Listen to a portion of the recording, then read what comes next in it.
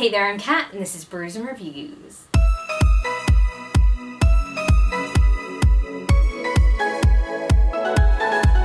It's time for another book haul. So let's talk about all the books that I have bought or been given recently. There are 16 of them. I have a giant pile, and I just kind of wanted to talk to you guys about the books that have made their way into my possession recently. Now, the first book I want to talk about is Red Storm by J.P. Harker. This is part 1 of this book. It is being split out into 2, and it is book 5 of the main Caledon saga. There is another book that appears in this series, but it's not part of the main timeline and can be read at any point in time. So this one is number 5, and I am very excited to read this one. I have been waiting for this one for what feels like ages, because I knew it was coming for ages, and I'm really excited about it. I've intentionally not read the back of this book because I don't want to know what's going to happen or have any clue when I go into this, but I know who this main character is, and I am so excited to see what she does and everything that happens with her character in this book. So the Caledon Saga is a fantasy series which is based on Roman Britain and Celtic tribes, and oh, it's just so cool. The more that you read it, the more that you fall in love with this series, and it just gets better and better, and I can't recommend it enough. So I am so excited to have this one in my possession. It was sent to me by the author, and I'm so excited. I'm so excited to read this. The only reason I've not read it yet is because I'm gonna do an entire series reread, and I need to be in like the right frame to see where this one goes and just be completely invested in it. So I'm just so excited. The first 2 books I'm going to talk about were sent to me by Kayla from Crack Into a Good Book, and the first of which is Gyo, and I know that I horribly butchered that word. I have no idea how to say it. So if you do know how to pronounce this, then please enlighten me, because I am dying inside at my own pronunciation. So this book is about a stench of death, a couple who go on holiday, and then they smell this awful smell, and turns out there's fish that come out of the sea, and they've got like legs, and they're walking on legs, and all of the fish come out of the sea and they stink, and then like creepy body horror stuff happens. I feel like trying to explain anything that Junji Ito wrote is just impossible, because it's just so bizarre, and I kind of just love it. It's gross body horror nastiness, and there's a whole lot of like gas in this one, and it's gross. I have read this at the time when I'm talking about this, and I enjoyed it, but it's weird and gross. And if you like that, then this is the book for you. The other book that Kayla got me is The Graveyard Shift by Maria Lewis. And this one, I cannot remember for the life of me who I heard talking about this, but it was somebody recently. And if it was you and you're watching this, then please let me know, because I commented on talking about this book and immediately added it to my wish list. So this book is about somebody who is hosting a late night radio show, and somebody gets murdered live on air, and then the killer is listening.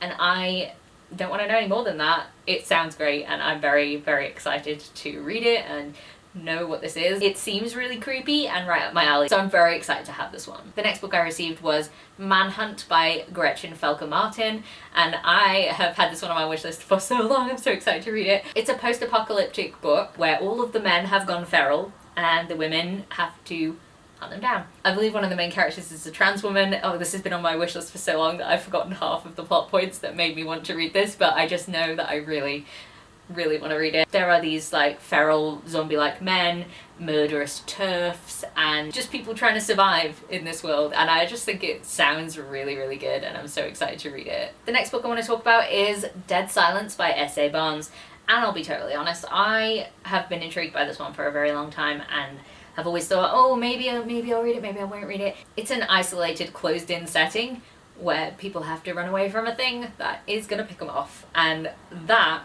is all I needed to hear, and that is why I have this book, even though I don't know like anything else about it. I've just constantly looked at this book and gone, closed-in setting, creepy space thing, sounds good to me. The next book that I've been given was God Killer by Hannah Kaner. Now, I don't know anything about this book. Not a thing. Not one single thing. It's really pretty though. No, that's telling a lie. I know that people who have read it have really enjoyed it, and that's good enough for me. Really enjoyed the fantasy thing, really pretty cover. I mean, look at the, you can't even see the end pages, but like they are really, really very stunning. I kept seeing this book, and you know when there are some books that you see the cover of and you're like, I need to read it. I do, I need to, and I need to have that, and that's kind of what happened here. So I'm excited to learn what this one's about. If you know, you could tell me in a comment, that would be great.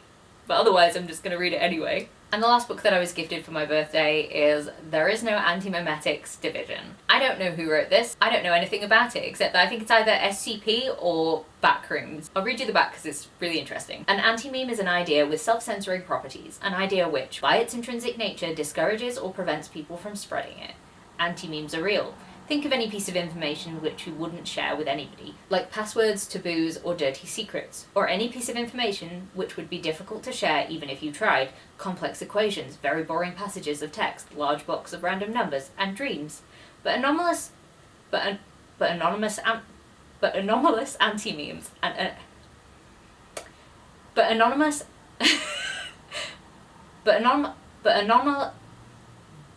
But anomalous anti-memes are another matter entirely. How do you contain something you can't record or remember? How do you fight a war against an enemy with effortless, perfect camouflage when you can never even know you're at war? Welcome to the Anti-Memetics Division. No, this is not your first day.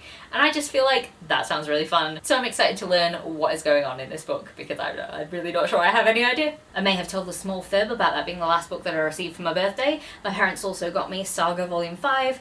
I am collecting this series slowly, very, very slowly, and then I'm going to read them all when I've got them all, so number 5. Now we're on to the books that I bought myself, because I can't help myself, and here we are. So I picked up the next 2 books on my travels with the Because We Can readathon hosts. That's Kat from Stars and Embers, Jenna from Just a Little Bit Random, and Abby from Abby Lucy the Book Lover. And I really enjoy that I've got 2 books now that will always remind me of that trip, even though I've not read them on the trip. I have them from the trip, so memories. So the first book I picked up in Glasgow, and that is Savage Island by Bryony Pierce. It's an island where a bunch of people go geocaching and there's teams and they might have to take each other out. It says hunt or be hunted. I didn't read too much into it. I love like the enclosed space setting where people are being hunted. It's a thing that I really enjoy. I was saying it about Dead Silence. I just really enjoy. You can't escape.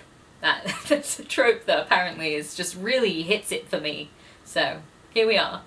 And the next book I picked up when we were in Oxford, and that is Transmogrify, which is 14 Fantastic Tales of Trans Magic. So this is a collection of 14 short stories by trans and non-binary authors, and I just thought, wow, that book's really cool. I really like the aesthetic of it, and I'm always wanting to read more trans and non-binary authors, so I thought this would be a really good way to sort of dip my toe in with the different authors so that I can check out their further work. And I did and ah over this book because I don't particularly love hardback books. I find them quite hard to read, but then I had looked at this book in the morning, and by the end of the day I went back to the shop and bought it because I was like, I really do want that book, so I bought it and I'm happy with my purchase. Okay, so the next 6 books, the final 6 books of this haul, are all special editions that I bought myself and probably spent way too much money on because I can't help myself. So let's go with the Hunger Games collection.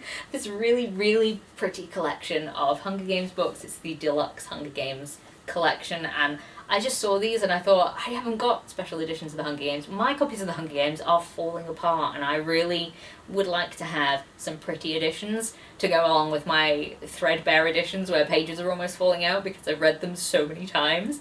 So I'm just really excited to get these, and I saw them.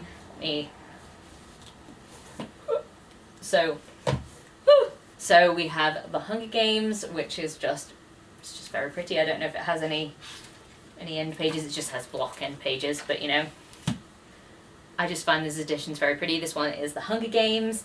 We have Catching Fire, which is very pretty. I really like this colour, and I feel like it works really well as this. Well, it says spoiler things on the back, so there's like one little quote and I can't spoil it. I love this cover of Mockingjay with like the purples and stuff. And honestly, the one I'm most excited for was The Ballad of Songbirds and Snakes, because this is so much prettier a cover than the one I've got with like the neon green on it. I just hate that cover so much, and I was like, give me a pretty one, please, please give me a pretty one. So now I have a pretty one and I am happy. Now the final 2 books that I got were Fairy Loot Collector's Editions, and they are Iron Gold by Pierce Brown and Dark Age by Pierce Brown. These 2 go with the collection I have of the original trilogy, and they're so pretty, they're just so pretty, very shiny. I'm just way too excited about this. They are also signed editions. I am very excited to get these to match up with the other ones and have them all together. Even though I've not read either of those books yet, which is probably a heinous crime. I'm waiting until this series, the 4-book series, is finished. I'm too nervous. I was burned by Golden Sun, and I knew what happened there, and I don't want to face that again.